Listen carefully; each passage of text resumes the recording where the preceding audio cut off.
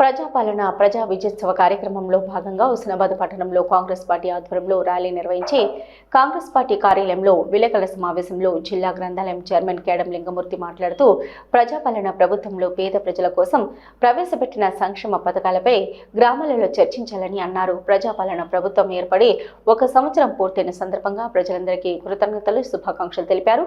ఈ కార్యక్రమంలో single window chairman Bolisetti Sivaiah, municipal floor leader Chittari Padmaravinder, Congress నాయకురాలు మంజులారెడ్డి, కౌన్సిలర్లు, మార్కెట్ కమిటీ డైరెక్టర్లు, కాంగ్రెస్ నాయకులు, కార్యకర్తలు తదితరులు పాల్గొన్నారు. 3,430 కోట్ల రూపాయలు వచ్చినాయి.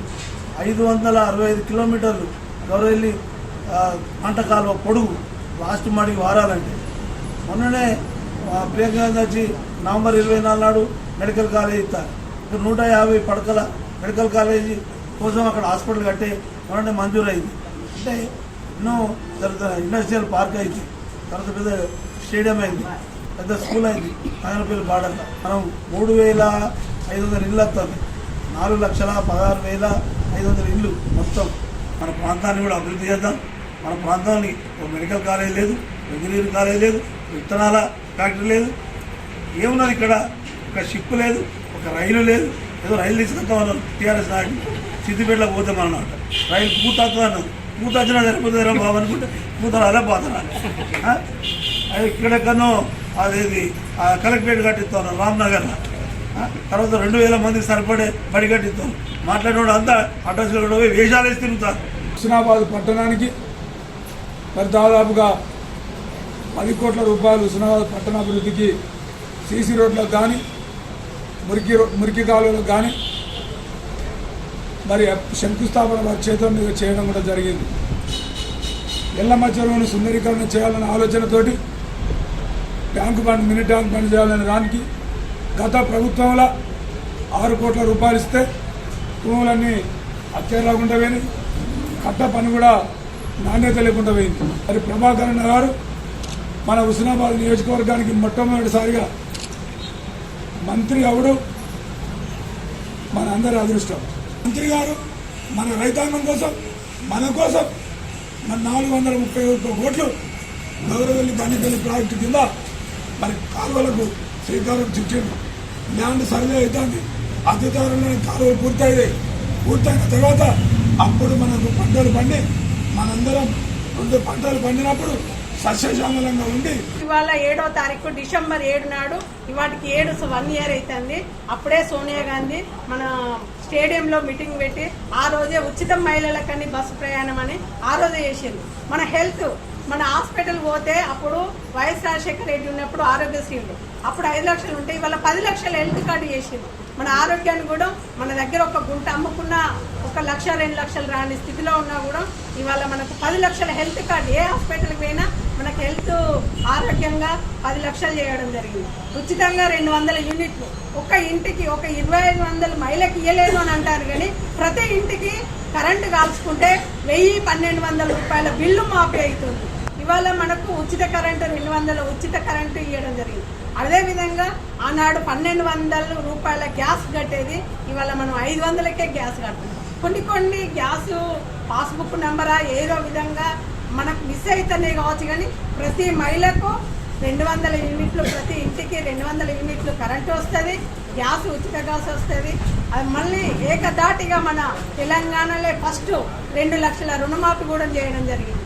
గత ప్రభుత్వం 1 లక్ష రూపాయలు కూడా రుణమాఫీ చేయలేకపోయింది. ఇవాళ చూసుకుంటే మనం ఇట్లాంటి ముచ్చట్లు మనం చెప్పుకోవడం కాదు, మనం ప్రజలకు తీసుకుపోవడమే మన మీద ఉన్న బాధ్యత. మనం రానున్న ఎలక్షన్లో చాలా కష్టపడాలి. ప్రతి గ్రామ పంచాయతీలో, ప్రతి మున్సిపల్లో మన జెండా ఎగరేయాలి.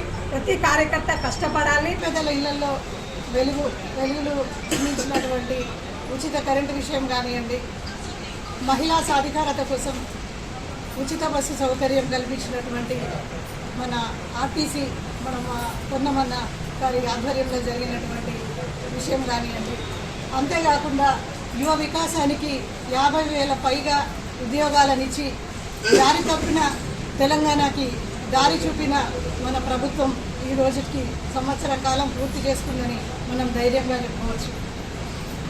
మూసి అక్కడి నుంచి వెళ్ళాలంటేనే, మూసీ నది చుట్టూ వెళ్ళాలంటేనే అటు సైడ్ నుంచి కాదు, మనం వేరే ప్రక్క నుంచి వెళ్ళాలి, వేరే త్రోవ నుంచి వెళ్ళాలి అని అనుకునే రోజు ఇప్పుడు ఇజ్రాయిల్ సాంకేతిక పరిజ్ఞానం సమకూర్చుకొని దాని యొక్క నేచర్ సిటీగా మార్చడానికి మన ప్రభుత్వం ముందడుగు వేస్తున్నది.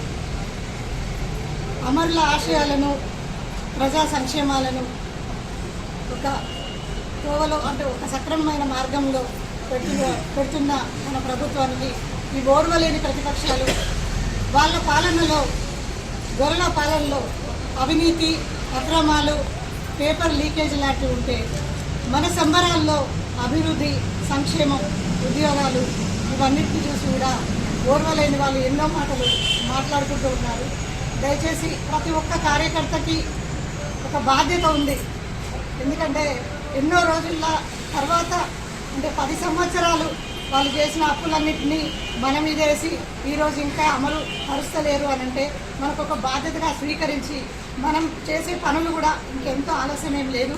మనం కలిసికట్టుగా ఉండకపోతే మన పార్టీ ప్రభుత్వం చేస్తున్నటువంటి మన ఏదైతే ప్రజా ప్రయోజనాలకు సంబంధించినటువంటి ఈ గ్యారెంటీలు కానీ, ఇచ్చినటువంటి హామీలు కానీ, ఇవ్వనటువంటి హామీలు కానీ ఇప్పుడు ఏదైతే ఉన్నాయో, ఇప్పుడు అమలవుతున్నాయో, అమలు కావాల్సినటువంటి ఉన్నాయో వాటిని అన్నింటినీ మన ప్రజల్లోకి తీసుకుపోవాల్సినటువంటి ఆ గురుతరమైన బాధ్యత మన అందరి మీద ఉన్నది. లేకపోతే వచ్చేటువంటి ఎంపీటీసీ ఎలక్షన్లు కానీ, కొద్ది జడ్పీసీ ఎలక్షన్లు, కొద్ది సర్పంచ్ ఎలక్షన్లు, మున్సిపల్ ఎలక్షన్లు, ఈ ఎలక్షన్లు ఉన్నాయి. వీళ్ళందరూ మన అందరం కష్టపడి మన అందరము రేపు రాజకీయ జీవితంలోకి వచ్చేటువంటి పరిస్థితి ఉన్నది. కాబట్టి మనం ఏదైతే ప్రభుత్వం ఏర్పాటు చేసిందో, ప్రభుత్వం ఇప్పుడు ఇస్తున్నటువంటి ప్రయోజకాలు ఏవైతే ఉన్నాయో మన ప్రజలకు తీసుకుపోవచ్చు. వాళ్ళందరికీ మనం చెప్పాల్సినటువంటి అవసరం ఉన్నది. మన ప్రజలలో ఓంగనే ఒకటే అంతా ఉన్నారు.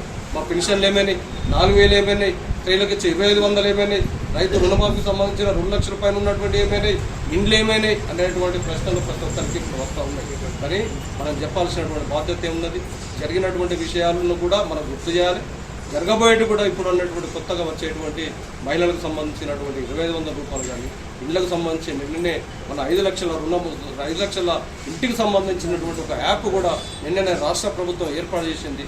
ఆ విషయంగా కానీ, వృద్ధులకు 4,000 రూపాయల పెన్షన్ కానీ, వికలాంగులకు 6,000 రూపాయల పెన్షన్ కానీ, మనకు రైతులకు సంబంధించిన 2 లక్షలకు పైన ఉన్నటువంటి రైతు రుణమాఫీకి సంబంధించిన కానీ, రైతు బంధుకు సంబంధించినటువంటి కానీ, ఇవన్నిటిని మనము ప్రజలకు చెప్పాల్సినటువంటి అవసరం ఉన్నది.